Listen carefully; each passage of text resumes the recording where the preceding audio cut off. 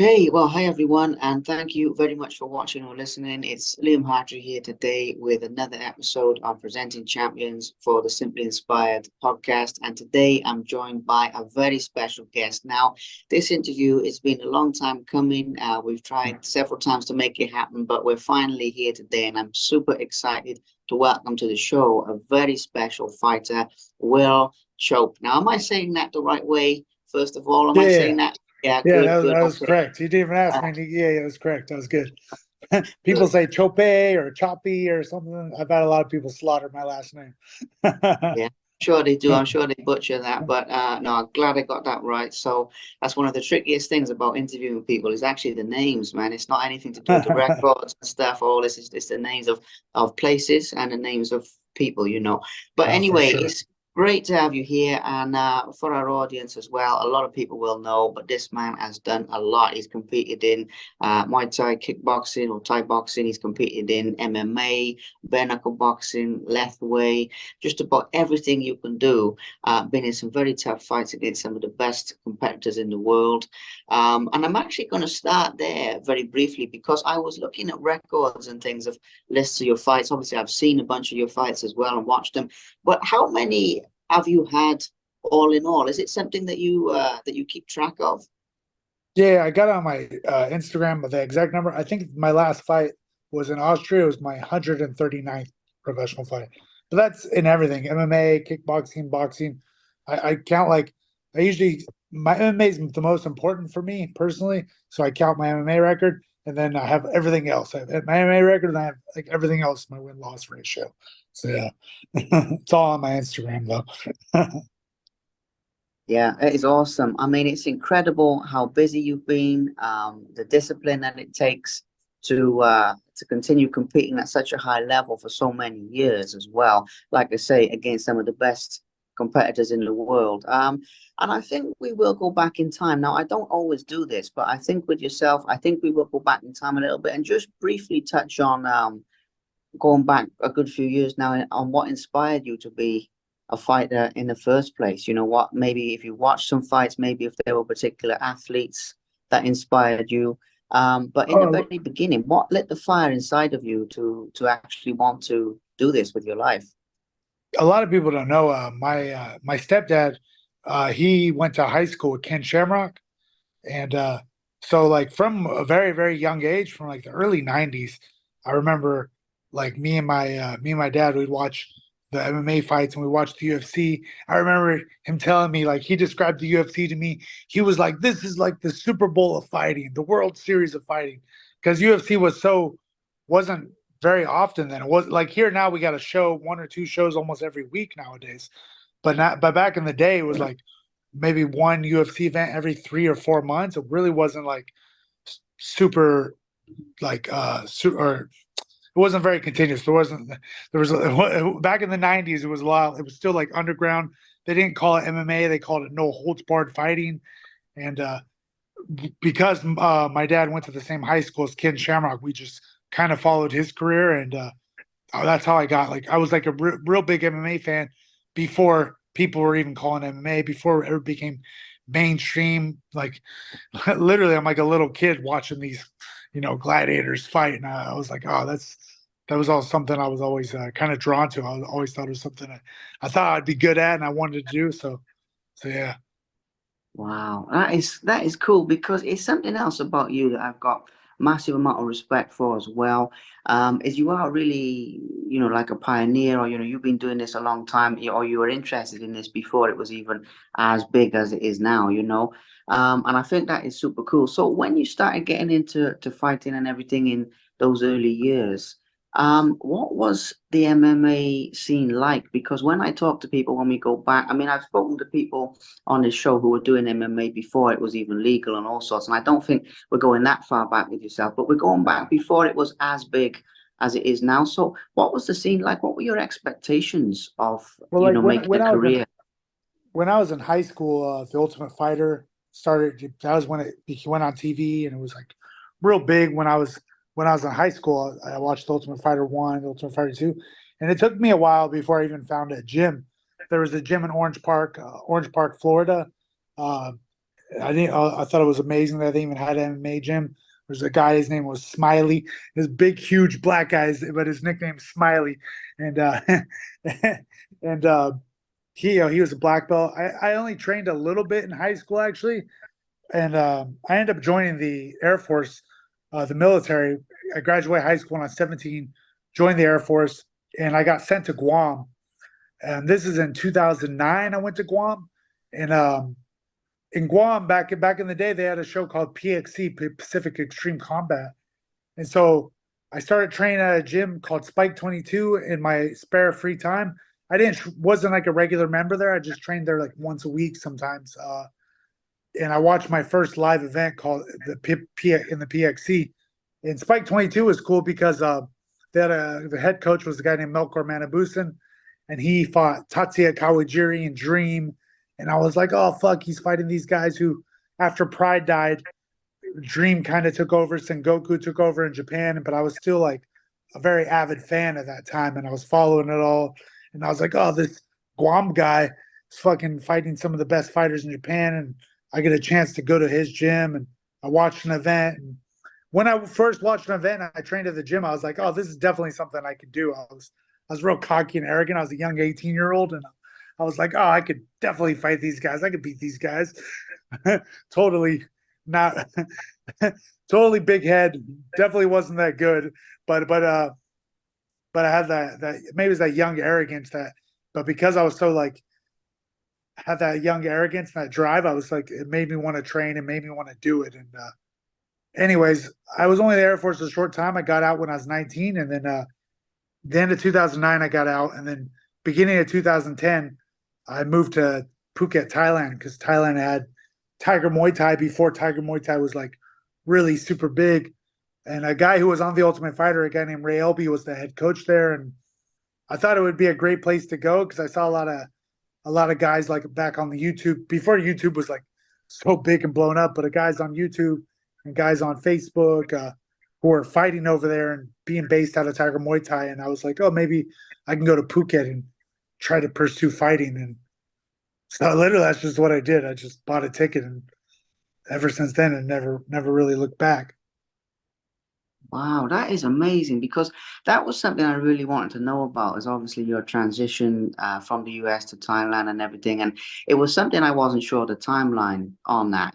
So it's amazing to hear that you jumped in the deep end. Basically, I mean, you took the plunge, you went over there to pursue fighting. So what was it like in terms of before we get into the fighting itself, just the cultural transition of being in a new place, new language and everything. Obviously now you're used to it, you've been there for years, but in the beginning, was it like a shock to your system, or did you sort of settle in quite well? Yeah, it's really weird because I'm not sure if you know about Guam. Guam's a U.S. territory in the middle of the Yeah. Pacific Ocean. It's a lot closer to the Philippines than it is to even Hawaii. It's only like a 3 hour flight to the Philippines. I think one third of the island is like Filipino. Guam the local Chamorro people, or I would definitely say it's more Asian. Guam is a more Asian island than America. So it was good to live in Guam for that year while I was in the military, and it kind of like slowly get used to like kind of Asian culture in an extent. I know it's not like it's not a full thing, but anybody who lives in Guam, they'll be lying if they don't tell you. Guam is a lot more like the Philippines than it is like America.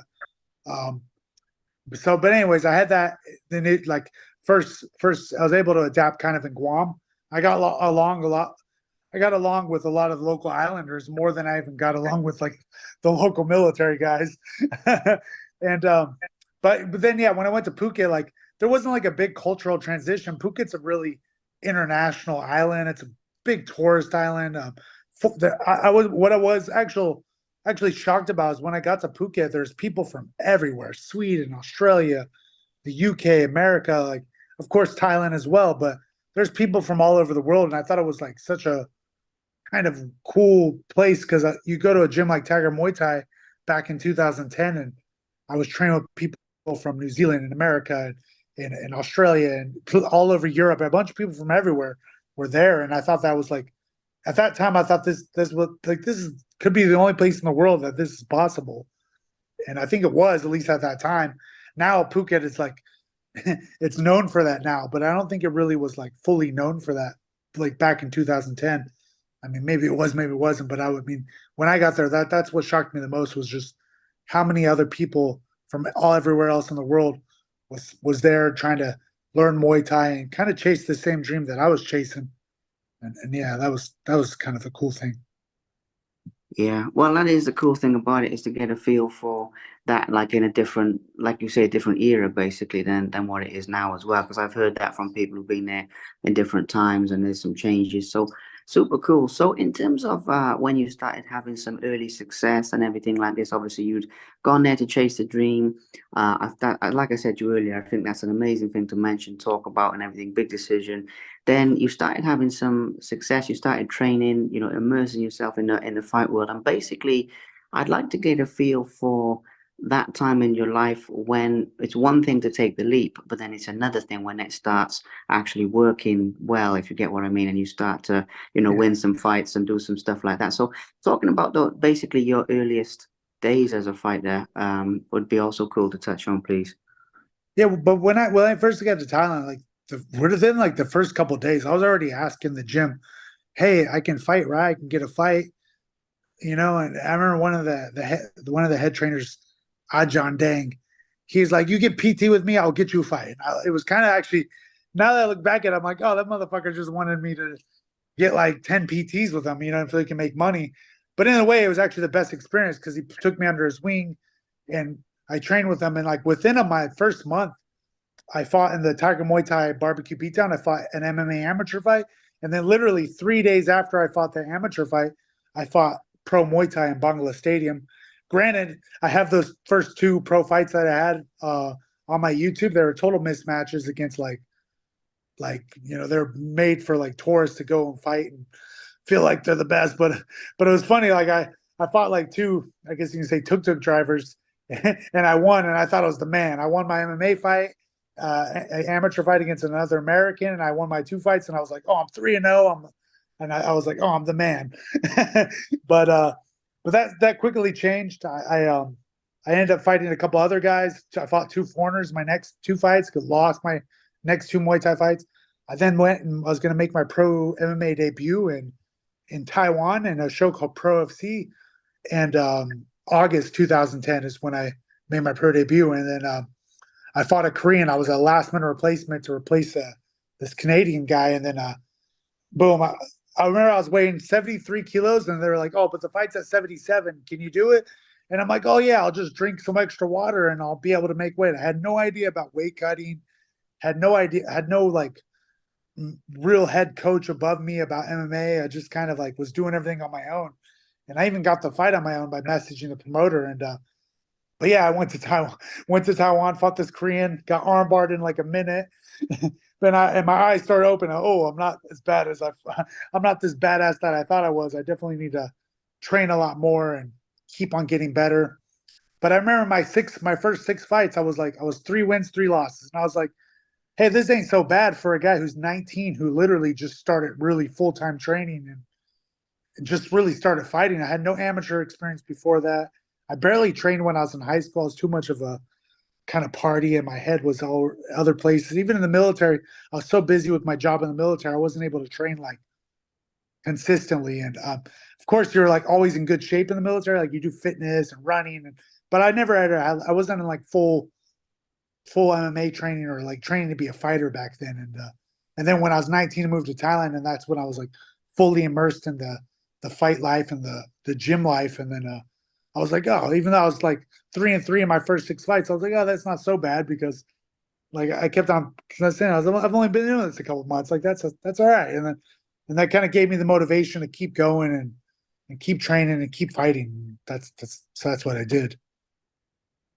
That is incredible, man. How you just learned as you went along and everything. I got massive respect for that because it takes a lot of balls to do that, like not to like fully prepare yourself, but to learn and develop and jump into it like that, man. That's a proper warrior mentality, and I mean, seriously. But so okay, so you went along from there, and then you realized, okay, after beating a few of those, um, I'm not going to say easier, guys, because it's not really easy fights, but some of those where it was more, set that way, and then it started getting into the real competition. What were some of the changes you made at that time to then develop further? Because it sounds like there's a little bit of a shift of the mindset here, like what you were just saying.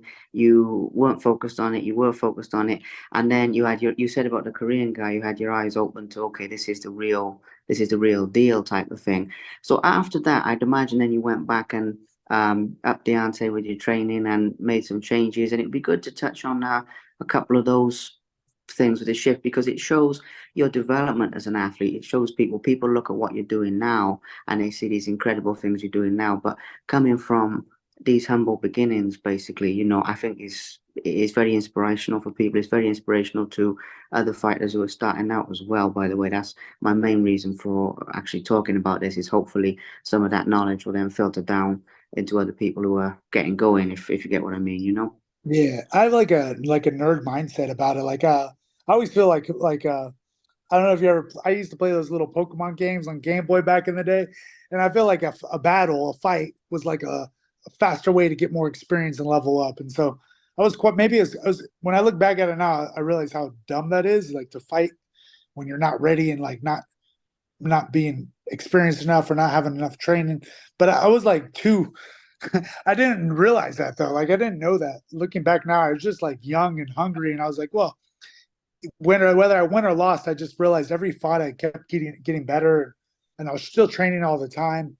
Um, and then yeah, just every fight I felt like it was like a like a Pokemon game. You go in a battle and you get more experience fighting another trainer than you do fighting fighting a wild monster. So that's how I viewed it. Like it's super nerd mindset.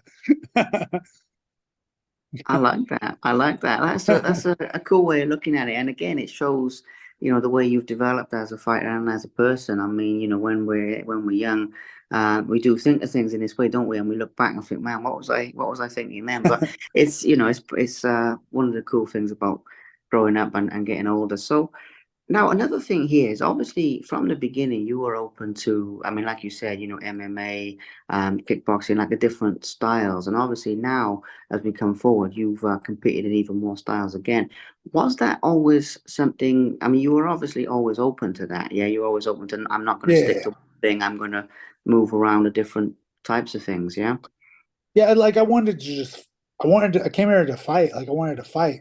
If we're gonna do boxing where we can only punch with hands, that's cool. And gloves, no gloves. Are we gonna do Lethwei with headbutts? Are we gonna do? I like MMA. It's because MMA is like, in my opinion, the more freestyle fighting without you get like an MMA fight. The referee interrupts you the least amount. Like I can and I feel like it's the closest to like a one-on-one street fight, in my opinion, than even bare knuckle boxing, because you can grapple, because you can take down, because you can kick. So I still like MMA the best, but I was always open minded to fight everything. And also, I wasn't like my first 4 months in Thailand. I ran out of money very fast, and I didn't have very much money. I was a 19-year-old kid. I only had a little bit of savings for my time in the military, and I just knew like I got to fight to make a living. And I looked at the other Thai trainers and even how the Thais lived, and these guys fought every 2 weeks, and I was like, if the Thais can do it, I can do that. Like they're not superhuman by any means. So I was like, if I want to live like these guys are living, and I want to live off my fight money, I got to actually fight. And I think a lot of foreigners, because they have other options for income that come to Thailand, they don't fight as often, and because they make money elsewhere, they came here with a lot of money, or they have the security knowing they can always go back home to live with their parents or go back to their old job or whatever it is. That I think that's a big reason why a lot of guys don't fight as much as me. But I kind of put myself in this weird situation where, because I came over at such a young age, no education, getting a bad conduct discharge from the military, I was like, this is my only option. I got to fight to make a living and make money, and if I don't fight, I don't eat, and like I know that's like a cliche, and a lot of people say that, but like real talk, like if I don't fight, I don't have money. So, and that's been like my biggest, my maybe my probably the reason for like a lot of my losses, because I take these last minute fights, or I take these fights in different rule sets. Like, oh, I'm training to box, but then I got an MMA fight, or I'm been just focused on Muay Thai lately, but then they're offering this MMA fight, and I have no problems being a last minute replacement, just because it's quick money. It's money that I need to like pay my bills and survive. So a lot of my lost stuff came from that, or like I'll have a couple fights, kind of take a break for a little bit, and then I'll get like, it's always when I end up taking a break, I always get like last minute offers, and I'm like, fuck, I shouldn't have took that break, but then I accept the fight anyways. And sometimes I win, but a lot of times I've lost fights like that, taking like these last minute fights, or just taking being a last minute replacement all the time, and being so open to fight everything, anytime, anywhere. And I mean, it's you can say I'm like a fighter's fighter, but at the same, but if when people really care about their win loss record, and they care about getting into these big shows, a lot of times because of my mentality of fighting for money and taking anything that gets offered, it's also been a drawback. And now that I'm older, I'm very aware of that. But still, like looking back, I don't think I would change anything. Like it's been a fun ride. Well, absolutely. I mean, that's the most important thing. You look back, you're happy with it. Yeah, there's pros and cons. I get you on that. And again, it's good for people starting out in the fight game to know about that, and to know about where these different roles can lead and everything. Because I think there's a lot of people who are sort of in your position where they don't really have that guidance. They don't really know what the deal is with some of these things. But yeah, I mean, I got a lot of respect for it because you've lived your life your own way on your own terms and everything, and there's not a lot of people that can say that in the world. I mean, it's quite a privilege. So okay, now MMA is obviously something you're. It sounds like you're sort of the most passionate about that, or that's your favorite, as you said earlier. Yeah. And like I said to you when we started, man, somebody who's been as busy as you have, the thing for me is to like break it down into because I'd love to talk about every fight, right? But we'd be here until like next month, I think, or Yeah. we'd It'd be be here. about So, 6 hours you know, more. yeah, I mean that's the Yeah. crazy thing, and it's so what I try and do is I try and condense it down. And one of the ways I do that with people who've done as much as you is to talk about your favorite fights. Now, this is too big of a question to cover everything, so we'll come to kickboxing and we'll come to Lethwei and some of that shortly. But just looking at MMA itself for a minute, because and that obviously you put that record first on your Instagram, so I'm just going to go first with this. Some of your favorite ones, there's probably too many to mention, but if you had to pick like a handful, like two, three, four MMA fights that are special to you for one reason or another, whether you won them, whether you lost them, whatever, but just fights that you really like, or you look back and you think, okay, that was a special night type of thing, more than the others. It's one of the best ways I can think of to pick a few without going into everything. I mean, a lot of people will ask me about the Max Holloway fight, and I won't Yeah. say that's a favorite fight by any means. I still look back at the fight, even when I rewatch that fight every now and then. It's definitely a fight I feel like if I would have just done a few little things differently, I could have definitely won that fight. If I was a little bit more mature and had more confidence, I wouldn't have. But it's an honor, and it's great to be in that I got the chance to be in the cage with Max. And because Holloway, after he beat me, he went on like a 14 fight win streak, became the champ. And I would be like lying to like, even though I fought him, I had a decent fight against him, like that, because I fought Max, it gave me the opportunity, like later on when I got out of the UFC, to get a bunch of other fights. And once he became the champion, man, I got in so many other fights just because I fought Max Holloway, and I felt like that was kind of cool. It's definitely not my favorite fight, but it's the UFC, and that's like a big one, so I know it's what a lot of people think of and talk about. I think like one of my favorite places to fight in is Taiwan. I made my debut in Taiwan, and I had my 100th professional fight in Taiwan. Actually, it was just like kind of like it was cool. I remember I gave a speech after my fight, and I was talking about how nostalgic it was and how I've lived in Taiwan before as well, and Taiwan's like literally one of my favorite countries. I live in Thailand right now, but Taiwan is by far my favorite country to live in, to fight in, and anytime I get to go fight in Taiwan, it's always special. And I felt like it was great that I got to have my 100th fight there, and like some way the universe gave that to me. It gave me my first fight there and gave my 100th fight there, and that was kind of cool. So yeah, I've had some very good experiences. I fought in Pro FC in Taiwan like many times, and that show will always go down as like one of my favorite shows and promotions to fight for. Have a great relationship with the promoter, and he doesn't do too many shows nowadays, but still a great guy, and I always have that relationship. So yeah. Absolutely. Well, thank you, man, because it's a big question when they ask that, what are some of your favorites out of so many? I mean, 139. But as I say, breaking it down to like the most special ones for you, we're talking about some of the toughest ones. We'll talk about different things.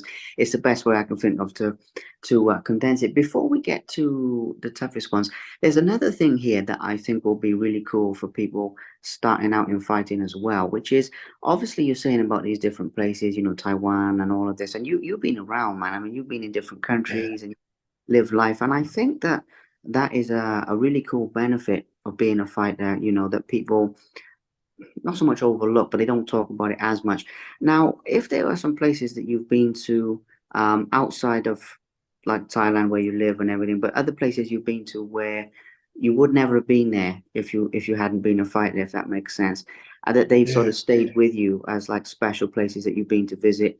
Obviously, Taiwan's on that list, but some other ones I think would be cool for people to hear about as well, please. Yeah, like it's weird. Like I've been to the Philippines many times. I'm the current URCC champion of the in the Philippines, which is the biggest MMA promotion in the Philippines. I'm supposed to defend my belt next month actually for them.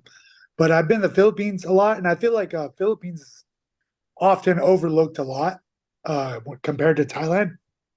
Everybody wants to come to Thailand because all the mega gyms in Phuket, Muay Thai, Buakaw, Sanchai, all that. But people forget like the Philippines has Manny Pacquiao. There's like amazing boxers. It's way cheaper to live in the Philippines than it is in Thailand. It's way cheaper to train there. The gyms are very, very affordable. Personal training with like really good level boxers. You can get personal. You can do personal training with a high level, professional boxer for like $10. Get like an hour, hour and a half. Get like 8 to 10 rounds of pad work, and I feel like Philippines a lot is very overlooked. It's definitely like it's a hard place to live. Like it's definitely more third world than Thailand, by far. I don't even consider Thailand a third world country. It's a very developed country with very strong infrastructure. Philippines, the infrastructure is lacking, but there's a lot of foreigners that do live there, and it's a very, very cheap, affordable place. And there's lots of fight events. There's lots of shows. Whether you want to pursue boxing or whether you want to pursue MMA, that's a definitely it's been definitely a big part of my life as far as MMA, and I've fought in Philippines on and off since 2011, and I'll always go there. I've even coached there and lived there. I've lived in two different cities, in Baguio in the north, where Manny Pacquiao actually owns a gym, and where Team Lakay, the best MMA gym in the Philippines, is in Baguio, and then Manila. I've lived in Manila as well, so yeah, that's definitely a place. I would recommend anybody who's thinking about coming to Thailand, like check your finances, check your things, and then also like look into the Philippines as well because I definitely feel like it's overlooked. Yeah, that's a very cool insight, actually. I mean, I like that because it's, as you say, it's something that's not. It's funny, isn't it, how some places get the reputation, basically, or some people get that rep of being, the place to go for something, and there's other places they overlook, not just with fighting, but with a lot of things. Actually, it's weird how certain places are marketed. That's interesting, Well, actually. if like I don't, do you know the gyms? Oh, you know Tiger Muay Thai and Bang Tao MMA, Yeah, right? So these gyms, if you take the currency, they cost about 10,000 baht to train at per month. 10,000 bahts like a little over 300 US dollars. And if you go train in a gym in the Philippines, you might pay $20 a month, $40 maximum. But like if you're going to come and train in Thailand for because Muay Thai is so oversaturated and it's a big touristy thing as well, all the gyms are very, very expensive, even compared to like gyms back in the UK or even America. I don't think I've ever paid for a gym in America more than $100 a month. But the fact that gyms, yes, everything else in Thailand is quite cheap. Food is cheap, accommodations cheap, but your training is very likely to cost more than your accommodation, more than your monthly rent. And a lot of people don't realize that. And that's why I think like looking into other places is definitely it's definitely something that I advise people to do if they want to move to Asia. yeah. Keep an open mind. I mean, 100%. It makes sense. It does make a lot of sense. Yeah, I mean, Thailand's got that rep, so the costs go up and everything. Okay, so touching on that now, another thing that, as I said earlier, the toughest fights and things is something people always want to know about. The fans always want to know about this.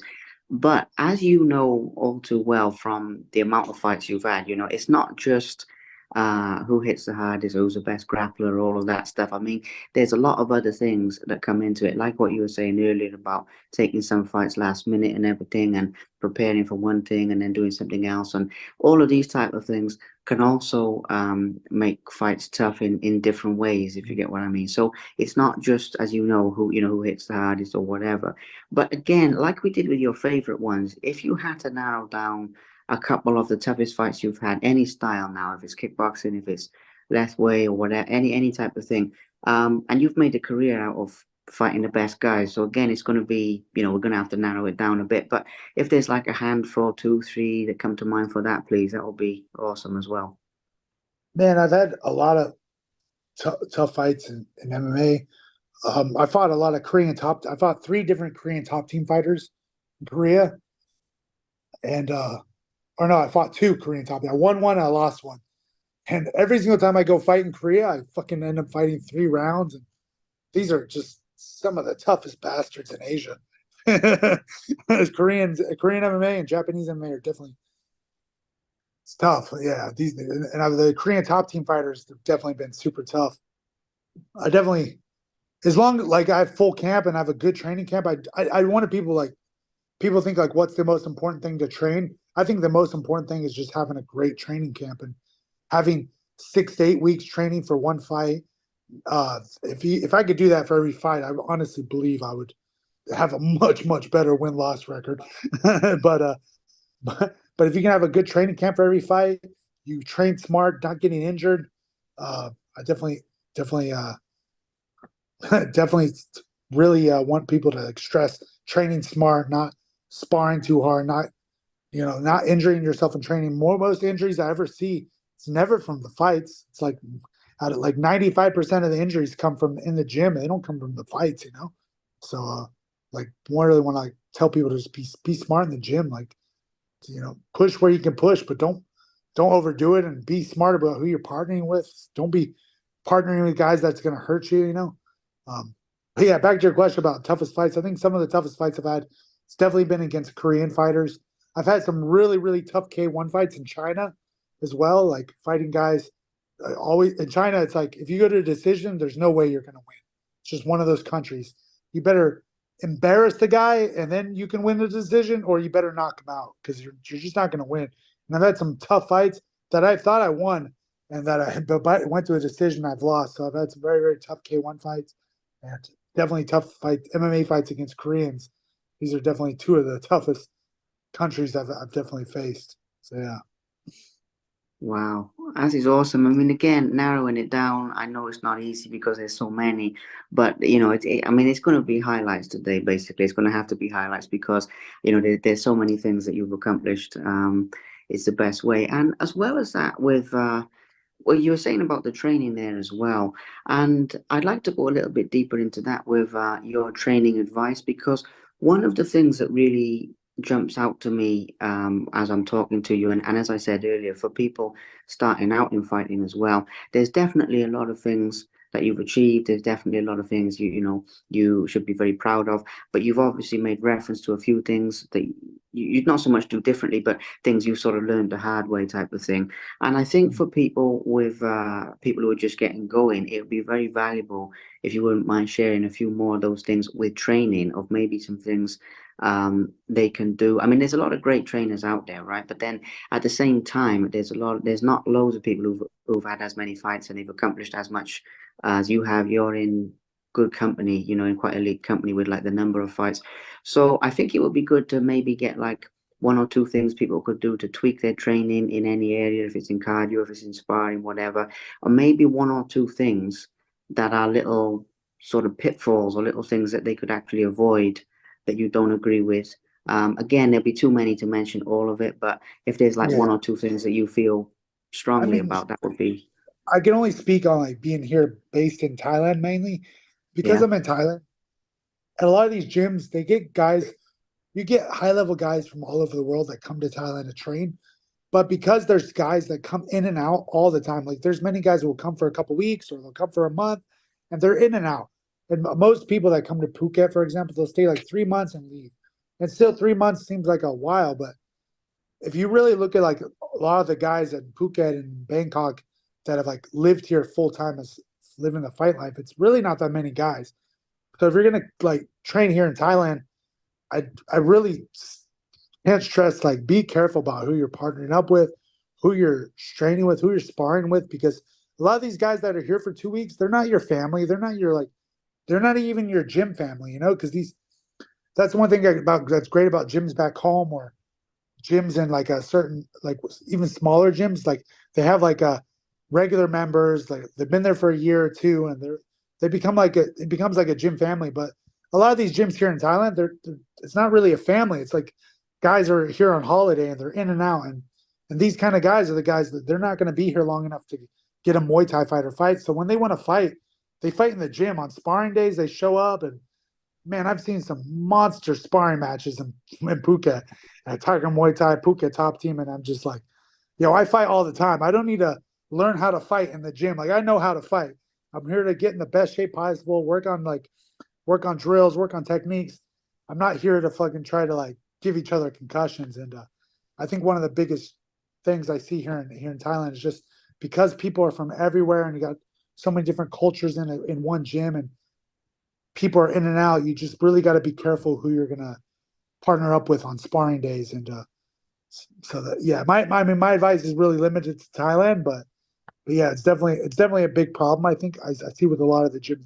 Yeah, Yeah, well, again, it's good advice. I mean, it's cool because when I ask some of these questions, I never know what's going to come back, and that's what's cool about it. But yeah, I mean, if you can help some people, like what you said earlier about the Philippines versus Thailand, or even with this, things you don't know, things you're not made aware of, people can learn from your successes, but they can also learn from, like I say, some things you've learned the hard way, or some things you've observed other people doing that don't benefit them in the long term as a fight. I actually think it's very valuable to be honest. Now, as well as this, obviously, I have to ask at this point, with being in Thailand and being with, some of the best fighters, particularly some of the best Thai fighters now, like you said, Sanchai, and you said, some of these top guys, Bakao and all of these.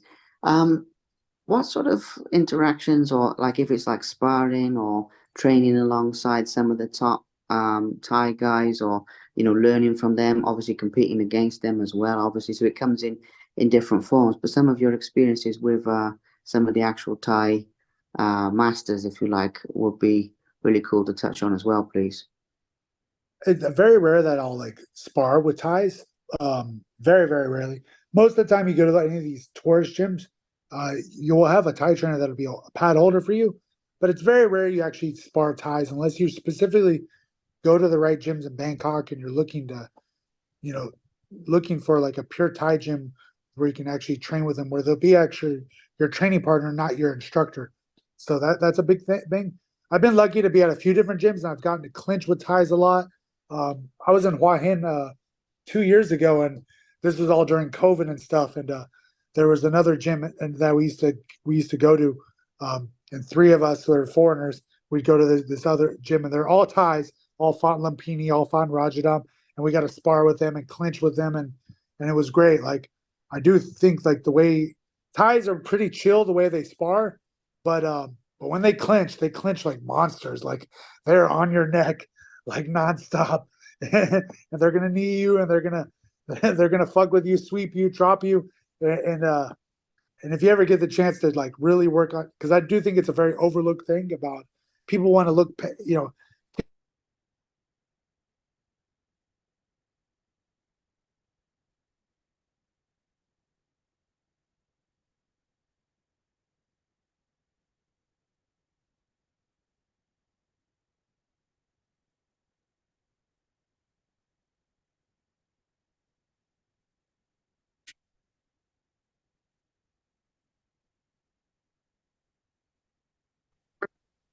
Hold on, you're what's back. up? There we go. Yeah, Yeah, you I'm not sure froze if that's for. my Wi-Fi or yours. I don't know. I don't know. How's Oh, that don't worry. Cyprus Wi-Fi? I'll cut that. I'll cut that. Don't worry. It Oh, happens, man. It happens. oh. Um, but yeah, I mean, it froze at the point you were saying it's something that's overlooked with the clinching. You were saying about that, and you were saying, Yeah, I think you were saying people want to spar, but the clinching is. So let's pick it up from there, and I mean, yeah, people want don't to worry. spar, hit pads and stuff, but I think like, if you, a lot of guys on, like, I remember back in the day when I used to train in Phuket. This is like when I was 19, 20, 21. Tuesdays and Thursdays we used to clinch. And many times you would see the guys that would show up Monday, Wednesday, Friday, Saturday, but they would like skip clinch days because they just didn't want to have the guys on their neck. And like these clinch rounds are like 20, 30 minutes long. I think clinching with ties is the best way to learn how to how are you going to learn how to tie clinch? You clinch ties who know how to clinch. Like they have all the sweeps and all the tricks, and they're relentless. They're relentless the way they clinch, and I think that's the best training I've ever had with ties. Is yeah, I get great pad work, but clinching with ties has been some of the best for me at least, especially because I'm a tall fighter and I like clinching myself. So I really enjoy clinching with them. Yeah. Absolutely. I mean, that is really cool to get some stories from the ties. Now, a couple of other things with this, because there's a couple of other styles to talk about. There's your future plans. There's a couple of things. So we'll go a little bit over the time that I said, but I'm mindful of your time. But as long as you're Oh, cool it's with all it, good, man. It's yeah, nighttime here. I'm chilling. yeah, there you go. Happy days. Yeah, yeah, good. It's our evening as well, but it's a bit earlier. But anyway, cool. All right. So another thing, Lethwei obviously has a very brutal reputation, because of the headbutts and things, and because of the way the hands are wrapped, and all of this type of stuff. And I've spoken to guys who've done Lethwei, like Cyrus Washington and Shannon Rich, and I can't even remember now, a bunch of guys who've competed in it. But one of the I things is think they Dave have. LeDuc's in Cyprus too, right? Ain't Dave LeDuc? Doesn't he live in Yeah, Cyprus? yeah, yeah. Yeah, I'm gonna track him down actually. At the yeah, moment, I haven't had a chance yet, but I will because there's some great people to meet out here. It's interesting because certain things are bigger in Cyprus actually. Like MMA and things, and the kickboxing is quite popular. Boxing, like in the traditional sense, is quite small. And something else like say, bare knuckle boxing. I mean, it's not even on their radar. But then things like MMA and kickboxing is quite popular. So it's interesting, what you were saying about you go to different countries, you get a different cultural point of view on it. yeah. But yeah, I'm figuring it out as I go. But anyway, I'll be tracking Dave Leduc, and yeah, I've interviewed. I want to get an interview with him, but I've interviewed guys that have fought him.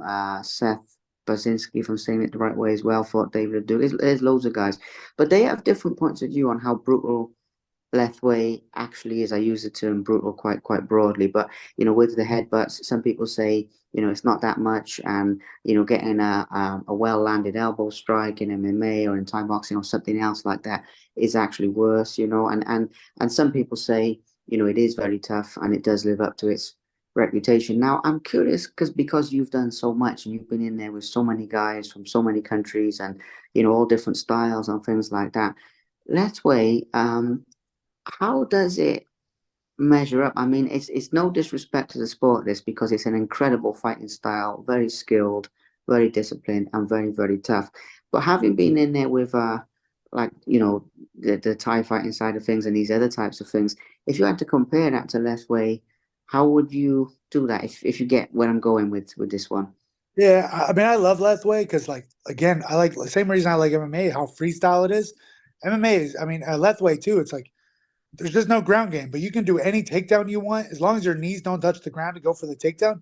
You can do takedowns. So there's a lot of fouls in Muay Thai. A lot of people don't know. There's a lot of different, like you can't trip them or sweep them a certain way, and there's all these different fouls. But in Lethwei, they don't have this. Like you can trip, throw, do whatever you want, really, and just can't poke them in the eye, obviously. But yeah, but also I don't think like Lethwei is that brutal. Is at least compared to like bare knuckle boxing because you can wrap your hands still and you wrap them with gauze. So at least your knuckles and wrists are protected and definitely your knuckles more so than anything. Uh, and you can, yeah, you wrap your hands and it allows me to punch harder. Yes. But also saves my hands from breaking because I broke my hands in BK bare knuckle boxing. I didn't break my hands in Lethwei. And the headbutts really because you're headbutting with the top of your head. A lot of people think you're headbutt with the front of your head, but that actually you'll learn that really fast. That's no good. That's a way to cut yourself up. You'll cut your own eyebrows and your own head if you headbutt with the front of your head. But if you headbutt with the top of your head, it's a hell of a strike. It changes the clinch game completely because you have to clinch in a way to where the guy that you're clinching is not able to headbutt you. So yeah, definitely has a there's a lot of like variables, but I like Lethwei. I like how freestyle it is. and it's not as brutal as people think of it is, because if I want, I can just teep and push kick the guy. I can dance. I can go for takedowns.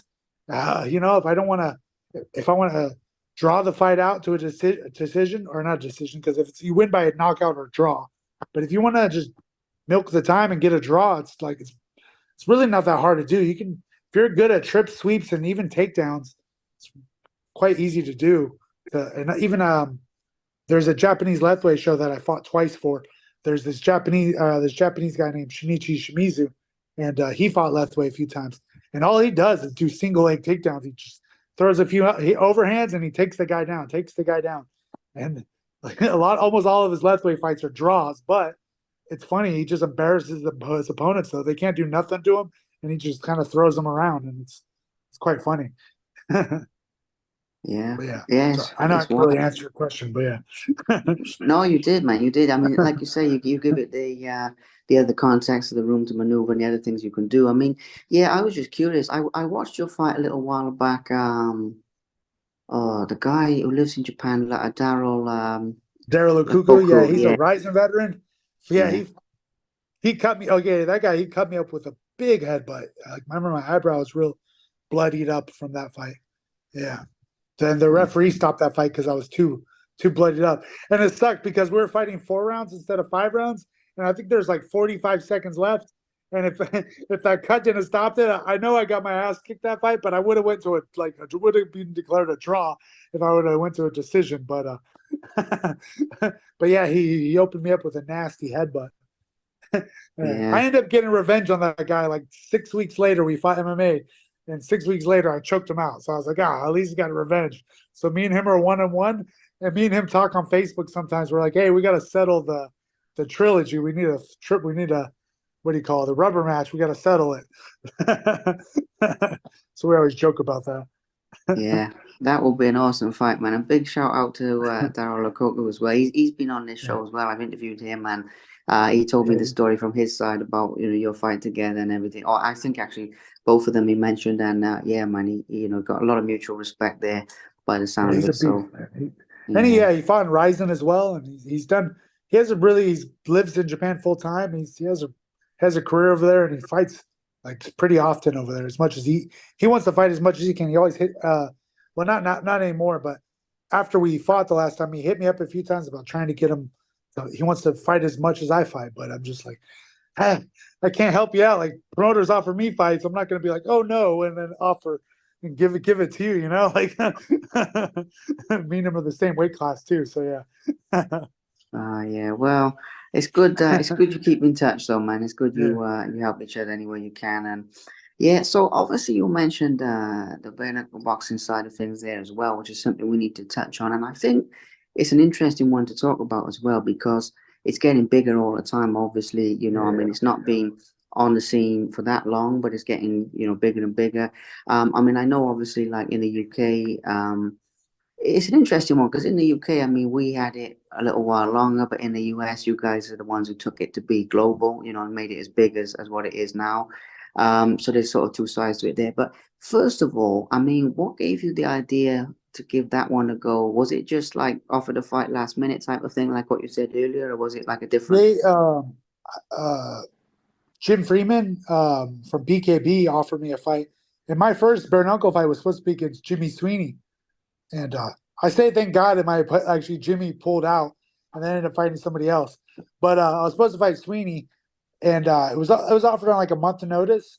I guess many guys were turning him down, but then like 1 week before the fight, Sweeney's I guess family member died, and he's like I don't know if gypsy's the polite word or whatever, but traveler. He's one of those kind of, like, he has that kind of culture. He's Irish, and his family member died, and he pulled out of the fight, and for his own reason. And then I ended up fighting another guy, and then yeah, I won my first bare knuckle fight, and I was like, oh, this is cool. I've done a bunch of other stuff, done Lethwei, K1. I'm like, yeah, I can keep doing. It's just another way to make money, if I can. And bare knuckle pays actually pretty well. To be honest, it pays much better than a lot of the MMA shows.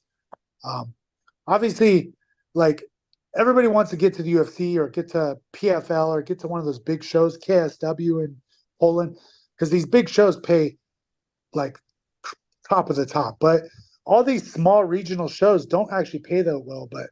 But shows like BKFC and BKB and BYB, like these shows pay very well actually, and they pay better. The average bare knuckle fight pays higher than an average MMA fight. So that's the reason why I'm interested into it. Like, I only fight bare knuckle for money. I don't really like the sport. I don't like how limited I am. I'm fucking suck at boxing, to be honest.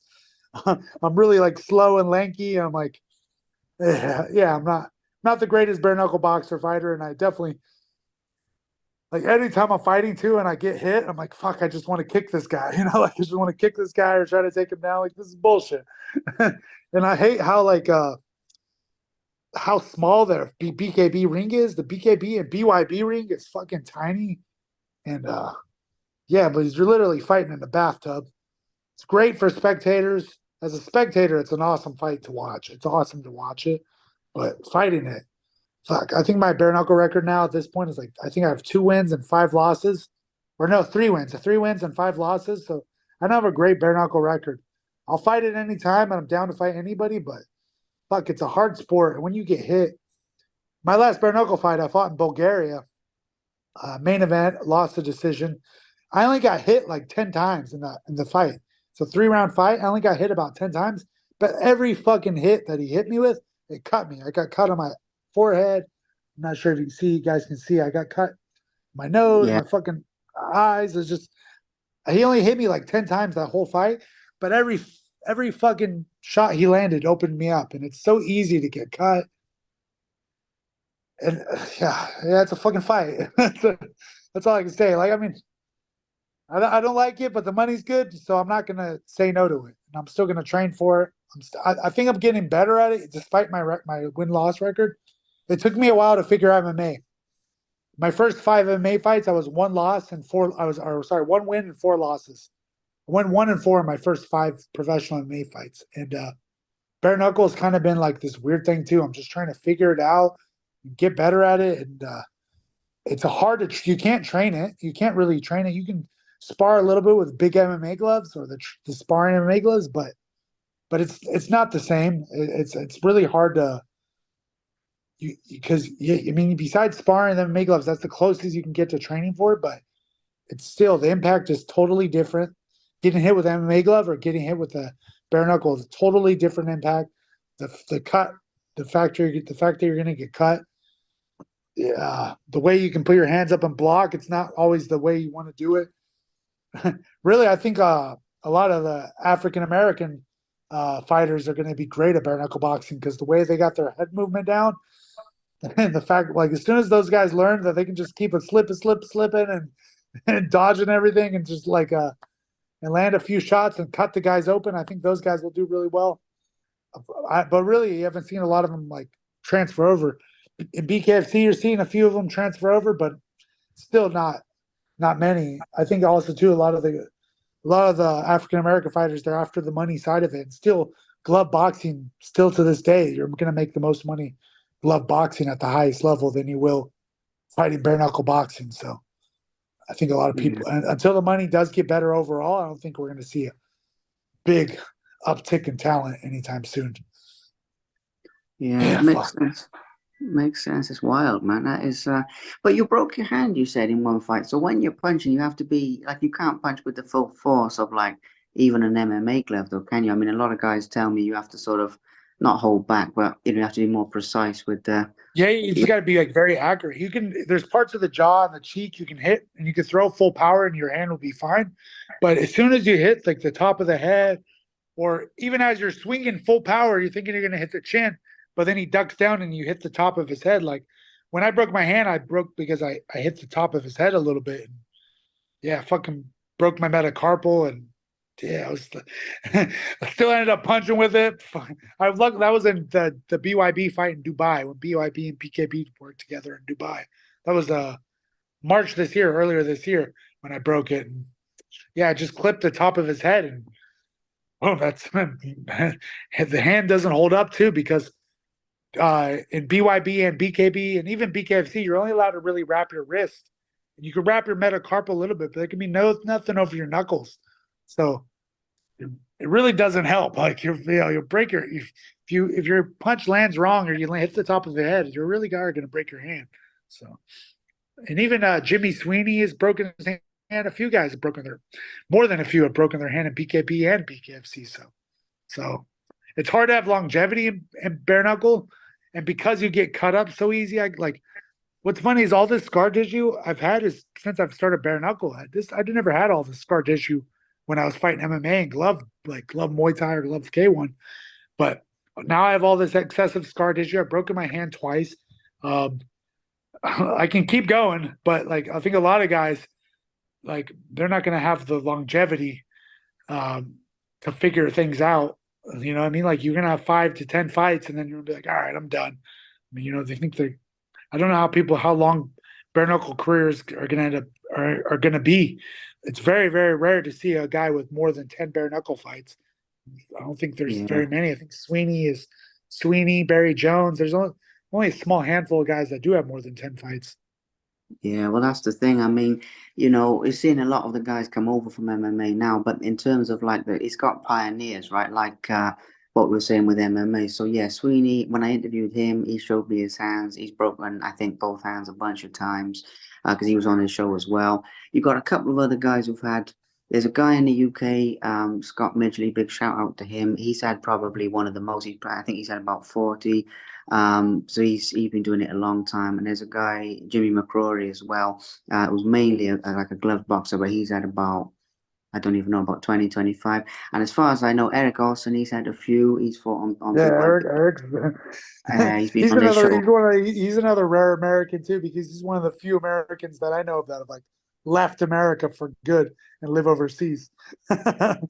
Yeah, man. He's a hell of a fighter. I mean, he's been on this show, and I spoke to him, and yeah, a bit like you, he's done everything. He's done like the Man, he kickboxing. does the crazy shit like in the Scandinavian countries, like that. I don't want to say borderline illegal, like straight up fucking street fight, like for Yeah. YouTube and for they make content with it, but it's like the most brutal, no holds barred fights I've ever seen. I'm just like, yeah, Eric Olson's a braver man than me. Oh man, that King of the Streets and stuff, and some of those guys. Yeah, I mean, it is illegal. It's totally like underground. They have like a warehouse or they have some illegal location. They organize the meet there. I Man, they do don't it know. on concrete too. Like Yeah, that's another thing. Like you get slammed on concrete. There's so many. It's fucking wild. When yeah, he was telling me how much money he makes with his fights, I was like, "What the fuck are you doing, bro? Like you're making a few $1,000s for this. Like this is if they pay me 20 grand, maybe 10 grand, 20 grand, but $2,000 for these fights? Nah, I'm gonna pass.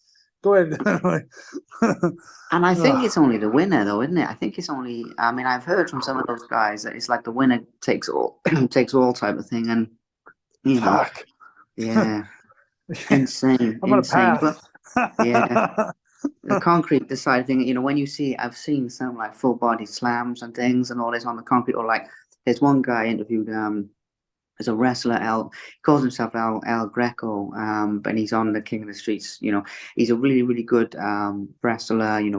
He does beach wrestling, but he does other styles as well.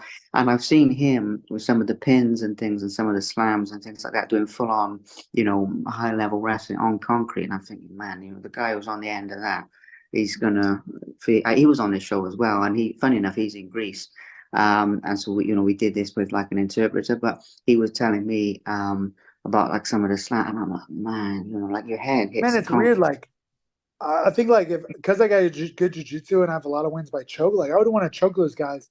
But I actually it would be I would because it's illegal and like there is so much repercussions. I'm like, what if you take one of those guys down and slam them on concrete and they die?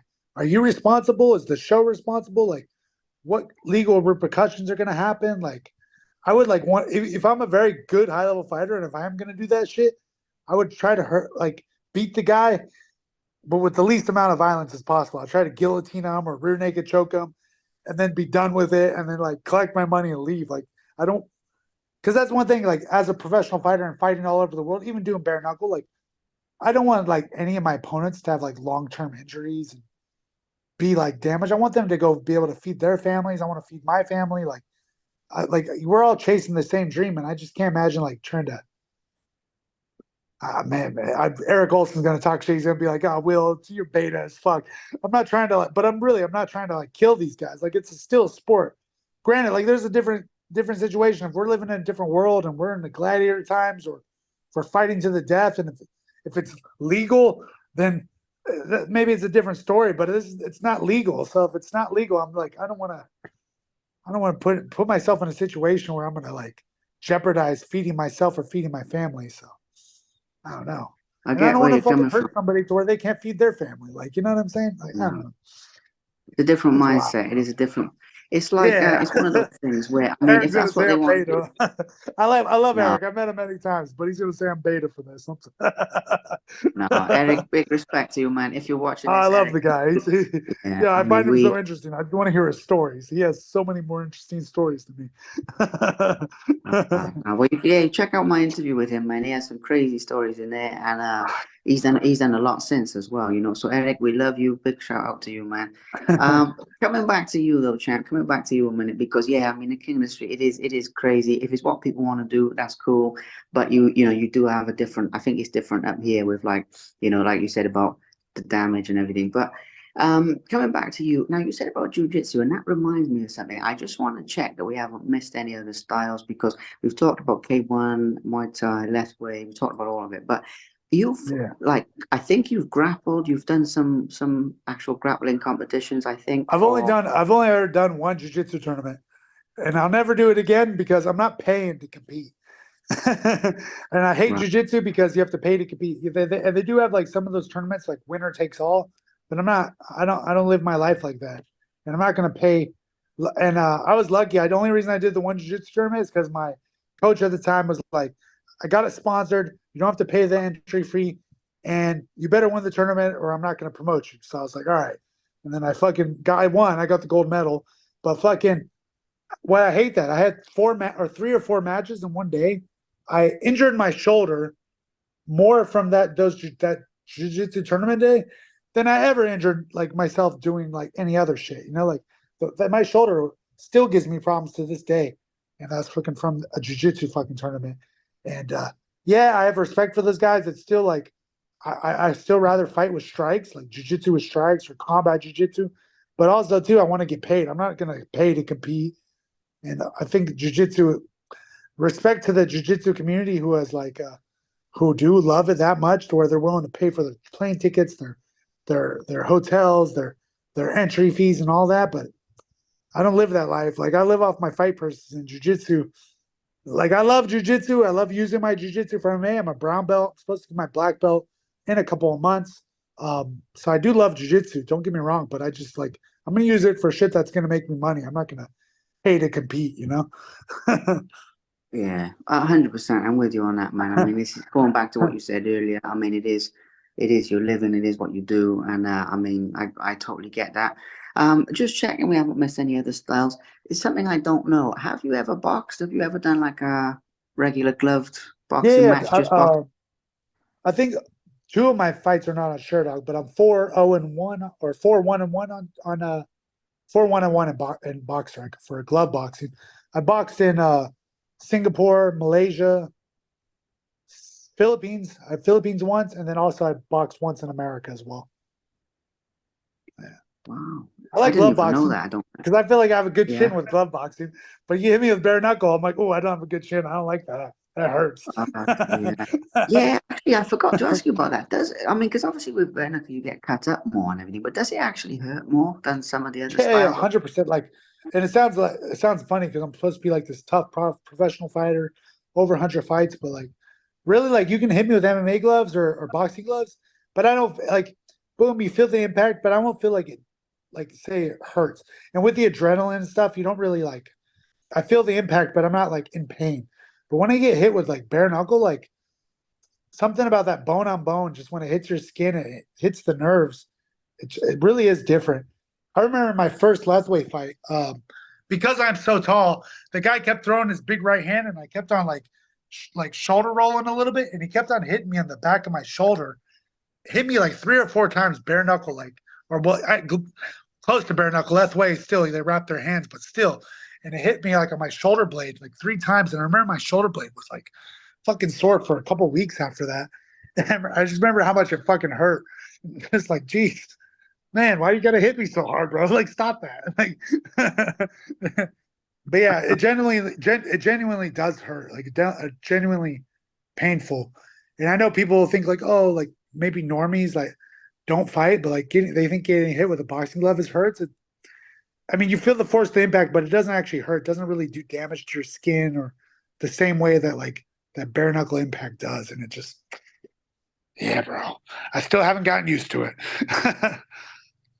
Well, yeah, I mean it's the old argument though, isn't it, man? That the one is, more painful, it has more outside damage. The other one has, it's less painful, but it potentially with the glove boxing has more inside damage. And again, no disrespect, because I love glove boxing. I mean that's where I started my whole career with interviewing and journalism and everything. So I love it. But there is an argument saying there's more damage, inside parts of your Man, I body. think And it's all dangerous.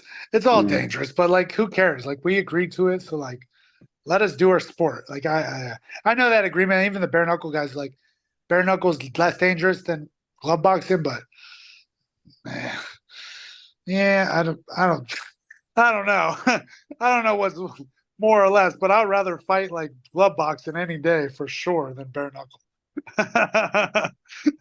wow, But it's amazing to get it like a spectrum of combat, like a spectrum yeah. from one end to the other. So obviously, I mean, we've got a lot of stories in this. So one of the last things I want to touch on with you before we'll wrap this up fairly soon, but there's a couple of other things. Obviously, your future plans, basically. I mean, you've been very busy for a lot of years. You've been competing at a high level for a lot of years. I know you're saying like as people come in with offers, you look at it and you sort of take what comes and everything. But do you have like specific people that you'd like to fight or specific promotions you want to be on? I mean, because I know you've done a lot with that as well, like even the UFC. And I mean, oh, we haven't even talked about some of that stuff, but you've done a lot of things. So now, is there much left for you to actually aim for, or are you just I mean, grateful for what comes I to you would type? I would love a chance to fight in like Ryzen in Japan, because like Ryzen is when I first wanted to become a fighter, I wanted to fight for pride. And I fought for Pancrase, I fought for Shudo, fought for a show named Gladiator, and even just recently, earlier this year, I fought for a show called Style FC. But I would like to fight for Ryzen because the owner of Ryzen was the old owner of Pride, and I feel like, I mean, we're never gonna get Pride back. Pride's, I always say Pride never die, but like, but it's gone, but I do think like the closest I'll ever get to Ryzen will probably be like, or sorry, to Pride will be Ryzen. So I would like to fight for Ryzen one day, definitely. Yeah, absolutely. They're incredible promotion, and Yeah. fingers crossed. Again, I've had a few of those guys on this show, and yeah, I mean the stories they tell. I think as well. I mean, you will have experienced this with other promotions, but the respect that the fans in Asia have for So much combat sport. more, Yeah, so much better. I hate honestly. I don't know if it's bare knuckle fans or just like I don't really like fighting in America. I don't like fighting in the UK. I don't like the fans in Western countries. I feel like they're really hostile and aggressive and confrontational almost too. If they're even if they're okay, if they're on your side, cool, that's great. But if you're not a fan favorite, which I never am because I'm always the foreigner everywhere I go. So, but like, yeah, the fans in Asia are just so much more polite, respectful, like nice. They do know it's just a sport. It's funny, like in the Philippines, crazy, crazy country, uh, has great boxers, loves boxing, loves MMA, but these are like avid combat sports fans. But their fans are so much more like nicer and polite. And when they find out that you fight MMA or fight boxing, they're like, "Oh, you're a player. You're a player." They call you players, like they don't like, oh no. But it used to mess with my head when I was young. I was like, no, I'm not a player. I'm a fighter. And then, but like now, I kind of like it. Like maybe it's because I'm older, but I think it's just they're more like they admire the sport. Like it's not like a bloodthirsty like I don't know. Like you don't have the Just Bleed fans in Asia. You know what I'm saying? The fans are like Just Bleed, like hit them in the face, like like we don't I never hear that shit here.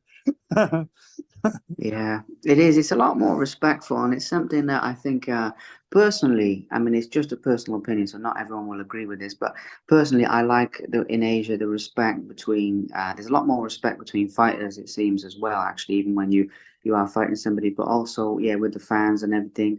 And I've heard that across every combat sport when I've interviewed boxers who've been there, or kickboxers, or any, it doesn't matter. Yeah, The respect. even in China, like China is like they definitely have like some of the most biased crowds ever. Like if I'm when I'm fighting in China, if I'm winning and I'm hitting the guy or doing stuff, they'll be dead quiet. You won't even hear a pin drop, or you could hear a pin drop, I should say. But like when the Chinese guys land in a jab or lands shots, like they're nuts. They're going crazy. But after the fight, like if I win and they give you the microphone, you talk to the crowd, they cheer. They're great. People line up. I've literally had hundreds of people line up to take pictures with me. They're great fans afterwards, but just while they're rooting for their guy, they're very nationalistic. So they're always gonna be pro China and root for their Chinese guys.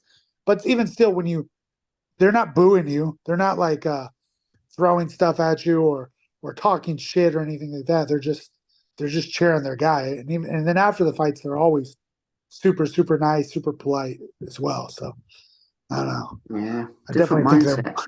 yeah Yeah, yeah sorry, I didn't. different mindset for sure. Yeah, Yeah. go ahead. Yeah, no, yeah.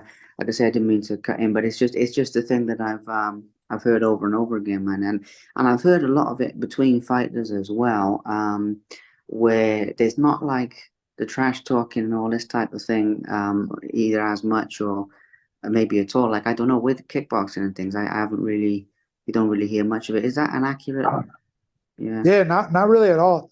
Uh, you'll see a little bit of it like with like very famous guys, like but they have to be like super famous.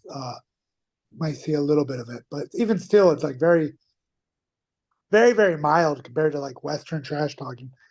yeah, Even like when these like famous guys, even when Buakaw and Sanchez are joking around with each other before they just had their bare knuckle fight, it was like super mild compared to like Western trash talking, and oh yeah, definitely like they never crossed the line to become like disrespectful or talking about people's families or wives or countries or something like that. Like, but I feel like there's almost if you're going against like a Western fighter who's known trash talker, it almost seems like there's no line they won't cross, and yeah.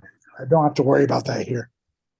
That's good, man. I mean, again, I know some people like it, so not everyone will agree. But for myself personally, I've never really watched a fight because two guys hate each other and you think, oh, it's going to be like a big deal. I've only watched a fight because of the skill set and because of the way it matches up with the styles and all of those kind of things.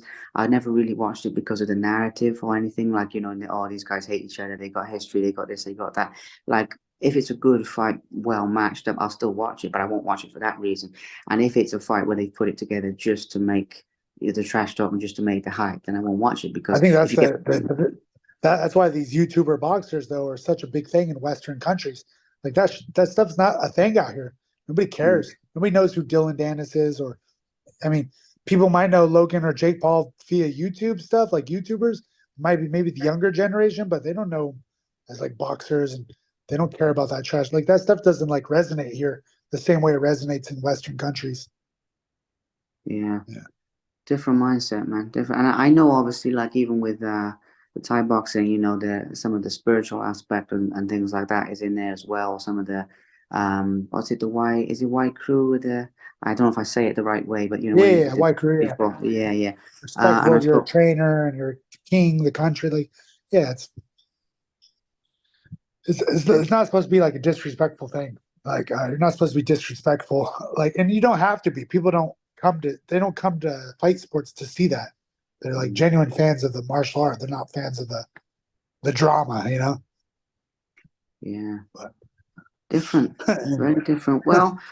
yeah, We've talked about a lot of things, and as I said to you before, I mean, it's gone over time, but we got some incredible content in here, and I'm actually very happy because we've been able to get into more topics than I was expecting. You know what I mean? I was expecting to sort of yeah, condense it down more, and when I speak to some people, we talk about some great topics, and I come away and I think, oh yeah, we got like the fun stories, and we got the wisdom and the knowledge that you've shared as well. which are the two things I was aiming for. And I come away from some people, I think, oh, we've scratched the surface with that. And with yourself, even though I'm sure you have so many more stories and everything, I'm still very happy because we've managed to pack like a lot in, if you get what I mean. We've Yeah, managed, that's my you fault. I know, kind of wander too when I'm talking. I don't mean to. I love it, man. Straight I from love it. topic.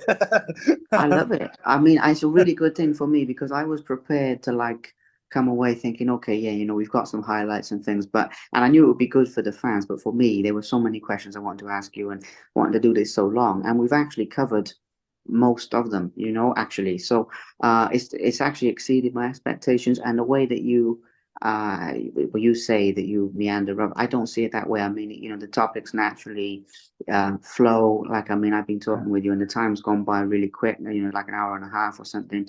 And I'm honestly, it's exceeded my expectations. I mean that. I don't say it very often, but I do. I cheers, bro. really mean it. Yeah. So I'm gonna let you carry on with your evening and have some chill time and do whatever you do. I'm just gonna take a photo of us a second, if that's all right. Or just a screenshot, just so I can post it and say, there we go. See the Yeah, all good. Cheers, man. um, And yeah, and I'll whenever say you get the link, please send me the link too. Appreciate I will. I was just gonna say, yeah. I was actually just gonna say that you read my mind there. I'll send it to you when it's ready. Obviously, if you can reshare it and stuff, I'd be super it. grateful Yeah, for for that. sure, for sure. And I gotta check out. I'll check out your interview with Eric. I haven't. I gotta see that because actually not many people interview him because he's kind of like a hot topic or yeah, like oh just man, good controversial. And I did, controversial. That's the word. Yeah. I wasn't sure about it because I said, and I said this to him. I said, look, I got massive respect for him as a fighter. Um, what we were saying about the trash talking, sometimes he brings the families into it and things, and I'm not big on that. So, and I told him that, but obviously, I wanted to hear his side of the story because so many people have an opinion on Eric, and so many people they hate him, they love him, whatever. And I was thinking to myself, okay, yeah, but what does he have to say about it? So in the end, we managed to sort out an interview, and it was one of my most popular ones I've ever done. It might even be my most popular one, because so many people wanted to hear his side of the story. Why does he say these things? Why does he act crazy? What's his motivation for fighting and all this? So I'll send it to you, and for anyone else All who's right. watching this, you can check that out on my YouTube as well. But yeah, I'll send it to you, champ, and you can have a little listen to that and see what you make of it. Sure. I'll send you our one as soon as it's out there. But thank you again, and I seriously think there may well be room for an episode 2 as well because of the amount of stories you've got. Uh, Um, cheers. so We'll yeah, do it after I win a fight. It sucks I lost my last two fights. So after I win a fight, then we'll do this episode two.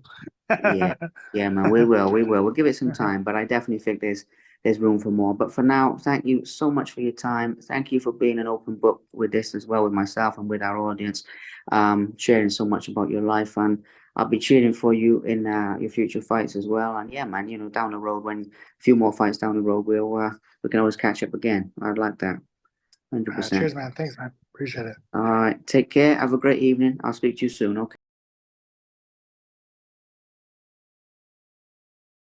Thank you very much for watching. Please subscribe to the Simply Inspired YouTube channel, and there'll be more videos coming soon.